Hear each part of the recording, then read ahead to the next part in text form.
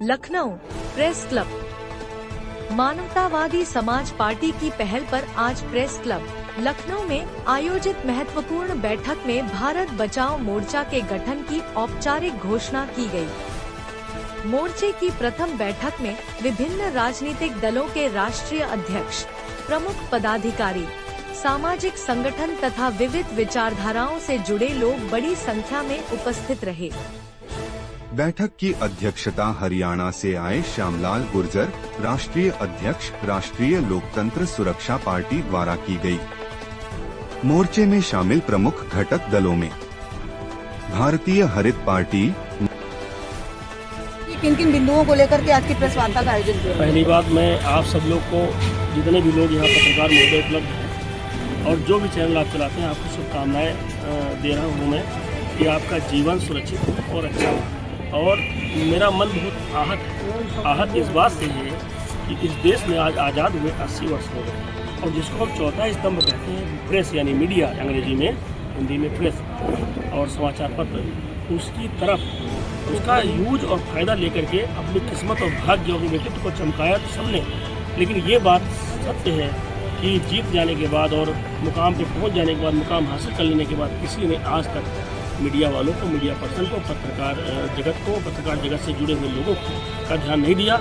और उनकी आर्थिक स्थिति बद से बदतर इस कदर हो गई है आज कि जिसकी आवाज़ उठाई जानी चाहिए। और मुझे लग रहा है कि हमारा जो भारत बचाओ मोर्चा है वो इस दिशा में भी बात करेगा। और कई विषय हैं, उन विषयों पर हम लोग बाद में बात कर लेंगे। आज चूँकि जो मेरा मन आहत है, मेरे मन में जो हृदय में जो पीड़ा है, करुणा है, वो समाज के जो अंतिम पायदान पर बैठा हुआ व्यक्ति है, उन सभी के प्रति है। और सरकार की एज वेल एज जो सरकारें हैं, अप्रोप्रिएट गवर्नमेंट, चाहे उस केंद्र सरकार हो, चाहे उत्तर प्रदेश सरकार हो, दोनों का उत्तरदायित्व है कि समाज का हर व्यक्ति, उसके लिए न्याय की व्यवस्था, उसके लिए सुरक्षा की व्यवस्था, उसके लिए कपड़े की व्यवस्था, उसके लिए सुरक्षा की व्यवस्था, उसके लिए दवा की व्यवस्था करना सरकार की जिम्मेदारी है। जिम्मेदारी इसलिए भी है क्योंकि हम आपको टैक्स देते हैं, हम सरकारों को टैक्स देते हैं।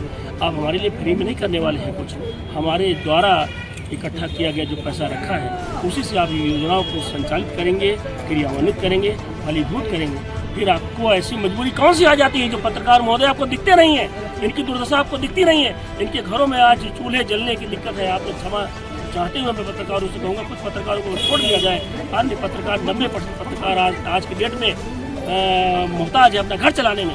तो मेरा ये निवेदन है सरकार से और सभी लोगों से, मेरे पीछे खड़े हुए मेरे बड़े भाइयों से और सारे नेताओं से, समाज के हर व्यक्ति से, डॉक्टरों से, वकीलों से, इंजीनियरों से, सबसे मैं निवेदन करता हूँ कि पत्रकारों की लड़ाई लड़ने का समय आ गया है।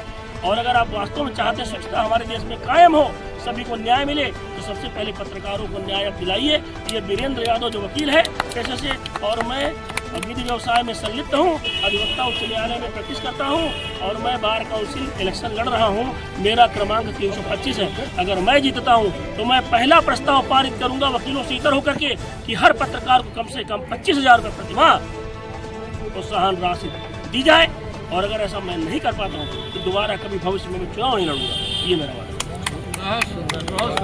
है।